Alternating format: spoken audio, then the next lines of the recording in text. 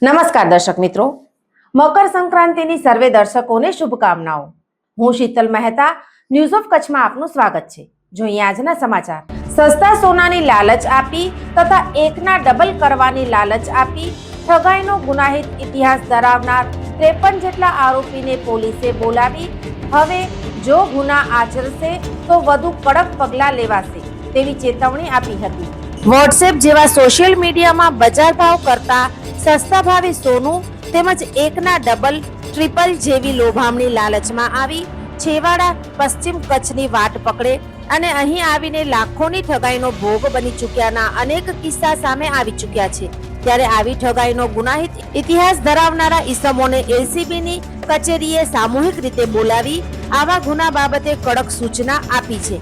સસ્તા સોના કે એકના ડબલ ટ્રિપલની લાલચમાં આવીને છેક ભુજ સુધી આવેલા લોકોને ઠગબાજોની વિવિધ ટોળકીઓ ષડયંત્ર રચી જાળમાં ફસાવી નાણાં ખંખેરી લેવાના વિવિધ બનાવો સામે આવી ચૂક્યા છે। ઘણા કિસ્સામાં તો નાણાં પરત મળી જશે તેવી રાહમાં ફરિયાદ કરવાનું ટાળે છે। જ્યારે ફરિયાદ દાખલ થાય ત્યારે પોલીસ પગેરું દબાવી કાર્યવાહી કર્યાના કિસ્સા સામે આવી ચૂક્યા છે। પરંતુ આવા ઠગબાજો ઉપરા છાપરી આવી છેતરપિંડી કરતા હોવાનું પણ સામે આવી રહ્યું છે।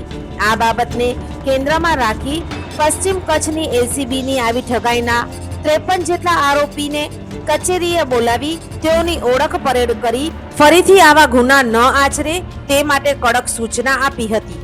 જો હવે આવા કોઈ ગુના સામે આવ્યા તો ગુજસી ટોક, પાસા, મિલકત જપ્તી અને ગેંગ જેવા કાયદાની જોગવાઈની કલમો તળે પોલીસ દંડુકો ઉગામશે તેવું અધિકારીઓએ આવા આરોપીઓને જણાવી દીધું હતું। આ કાર્યવાહીમાં એલસીબીના પીઆઈ અશોક મકવાણા, પીએસઆઈ જાદવ, જેઠી, ફિણોલ તથા એસીબીનો સ્ટાફ જોડાયો હતો। દર્શક મિત્રો, આજે તારીખ 14 જાન્યુઆરી 2026 આ હતા આજના સમાચાર।